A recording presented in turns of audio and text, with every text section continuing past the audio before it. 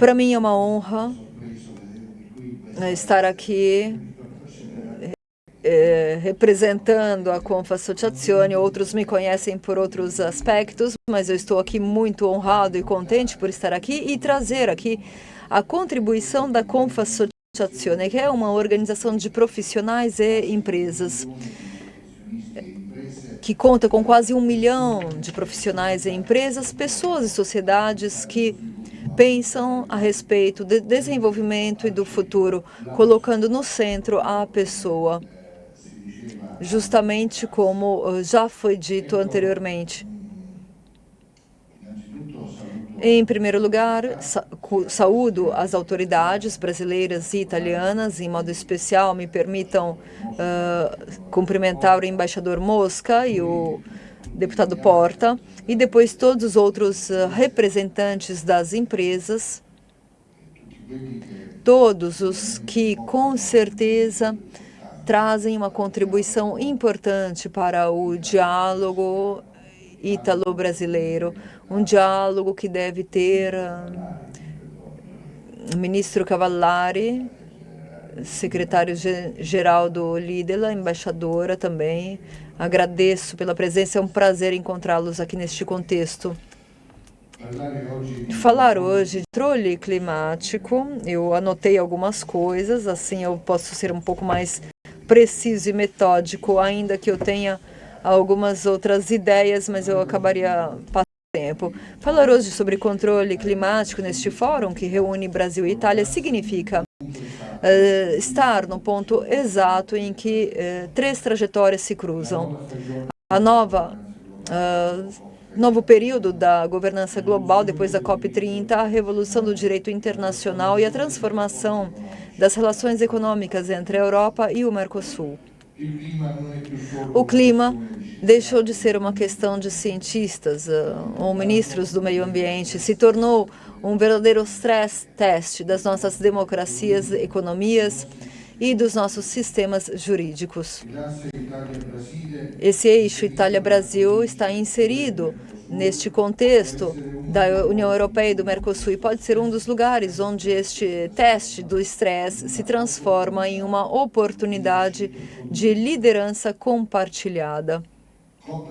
A COP30 mandou uma mensagem muito clara, também dentro das suas limitações. Esta janela para manter viva a trajetória de 1,5 graus centígrados está terminando, e o que foi apresentado até agora como um objetivo político ambicioso está se tornando, pouco a pouco, um padrão jurídico de comportamento para os governos dos estados.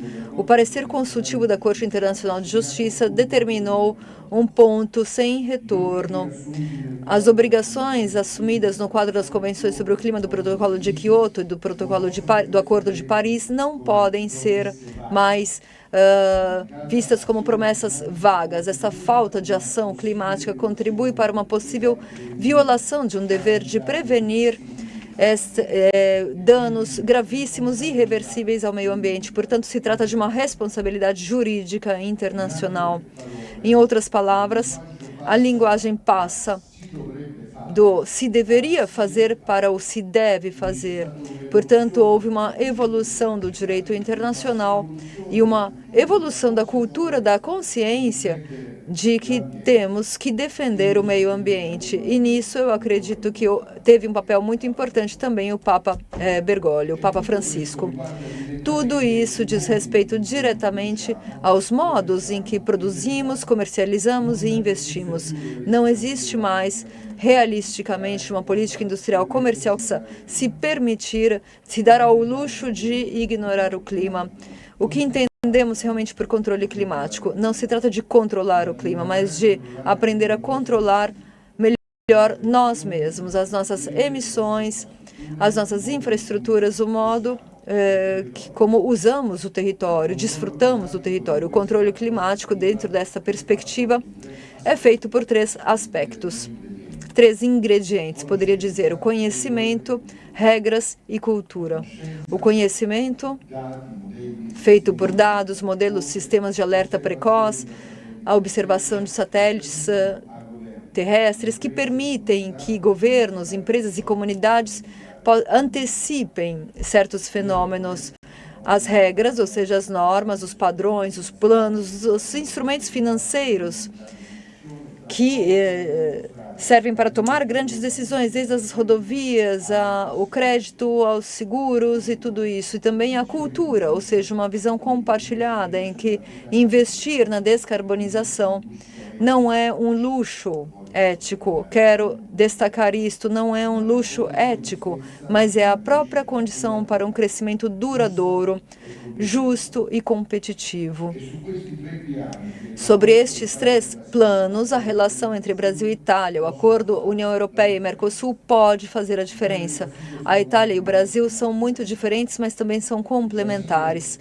O Brasil representa um ponto decisivo com a Amazônia, as bacias hídricas, o seu enorme potencial nas energias renováveis.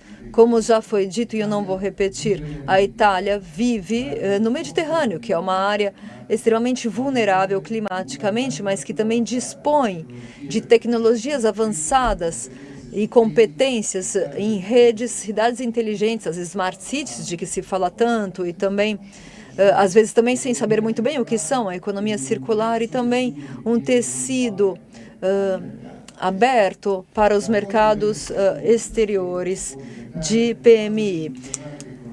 Este poderia ser o quadro institucional que liga esses 2 mundos, também para orientar as trocas em uma trajetória que seja compatível com a tutela ao meio ambiente e climática,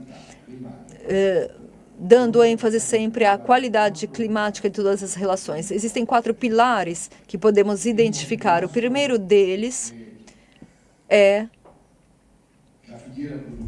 as cadeias de produção, transformar essas cadeias de produção entre Itália e Brasil em motores de transição. O acordo União Europeia e Mercosul integra de uma forma séria cláusulas climáticas ambientais que pode ligar este acesso no mercado europeu relacionado à tutela do ecossistema, o uso do território, fazendo parcerias industriais com os recursos brasileiros, em termos agrícolas, energéticos, tudo isso se casa com a tecnologia italiana de maquinários, eficiência, gestão inteligente das redes. Deslocar a vantagem competitiva da produção a baixo custo para uma produção com baixas emissões. Quando a lógica do mercado premia quem descarboniza, o controle climático não fica só no papel, mas se torna uma escolha cotidiana de empresários e investidores. O segundo pilar são as finanças. A COP30 destacou a necessidade de aumentar os fluxos para a mitigação, mas a verdadeira demanda hoje é como nós traduzimos isso em projetos concretos. Aqui a cooperação dentro do quadro UE, União Europeia e Mercosul, pode levar a fontes de investimento conjuntos resilientes para as indústrias em energia sustentável, mobilidade sustentável e geração urbana e rural. Instrumentos de branding finance que combinam recursos públicos e capitais privados para abaixar o risco sobre projetos climáticos no Brasil e nas regiões do Mercosul. Emissões de green bond, instrumentos ESG que tornem apetíveis no mercado internacional os projetos ítalo-brasileiros alinhados a essas questões climáticas. Desta forma, os riscos climáticos não são só um alerta, mas são geridos, medidos e transformados em drivers de inovação e atuação de capital. O terceiro pilar é constituído por regras. Se quisermos evitar que a transição seja distorcida por formas erradas, ocorre fazer um jogo mais uniforme. O acordo União Europeia-Mercosul pode harmonizar padrões sobre as emissões, eficiência e gestão dos resíduos, o desmatamento, e também integrando elementos do Acordo de Paris sobre o meio ambiente, construindo mecanismos de cooperação técnica que ajudem empresas e instrução a se adequar gradualmente, evitando choques sociais. sem renunciar à ambição climática. Neste sentido, a convergência regulamentar entre a União Europeia e Mercosul não é um vínculo, mas é um grande acelerador do controle climático e torna previsíveis as regras, premia quem investe a longo prazo e reduz as incertezas jurídicas. Eu me permito também aqui destacar outro aspecto no âmbito das regras, que é um princípio muito caro para mim, que é o da precaução. Nós vivemos em um mundo dividido sobre a concessão do princípio de precaução. Eu acredito que a relação entre Brasil e Itália possa trabalhar para fortalecer este conceito de precaução, fortalecendo os padrões sobre os quais trabalhar para chegar a uma codificação compartilhada, ampla e em nível internacional, dentro deste princípio da precaução, porque hoje na Itália este princípio está sobretudo relacionado a padrões da União Europeia. Existem condições completamente diferentes entre os dois lados do Atlântico, principalmente com relação à parte norte e à Europa. O quarto pilar, eu vou mais rápido, são as pessoas, o território e as redes, que não são apenas os grandes grupos que fazem as transições, mas são também os distritos, as cidades, os centros de pesquisa, as associações profissionais.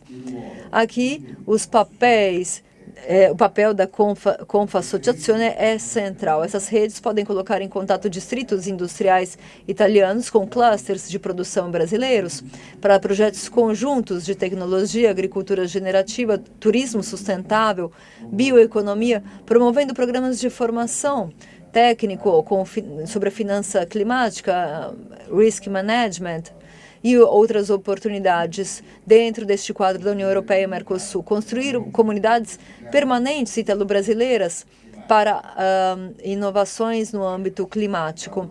Eu vou concluir acelerando um pouquinho nesses ecossistemas. A grande arquitetura dos direitos internacionais, dos acordos comerciais, acaba se tornando um valor agregado para o território ou fica só na retórica. Se nós pensarmos em tudo isso, nós podemos pensar numa forma de uma verdadeira aliança climática italo-brasileira dentro do acordo União Europeia e Mercosul. Em suma, a melhor contribuição para melhorar o controle climático que podemos dar aqui na Itália não é somente uma nova declaração na COP, mas é a capacidade de usar as nossas competências climáticas dentro desta perspectiva para mudar o modo como produzimos, consumimos. Se fizermos isso, nossa relação não vai ser somente mais um capítulo de política exterior ou comercial, mas pode se tornar um elemento importante na transição climática, tendo em vista a dignidade das pessoas. A Confasociazione está pronta para trabalhar nessa direção, com o LIDE e todas as pessoas, organizações que compartilham esta mesma abordagem e linha, porque para que esta aliança não seja só uma associação, mas se torne uma prática cotidiana. Muito obrigado. Este é o ponto de vista da Confasociazione, e que também tem a ver com a minha experiência pessoal. Muito obrigado. Conclui. Me desculpem se eu tomei tempo demais.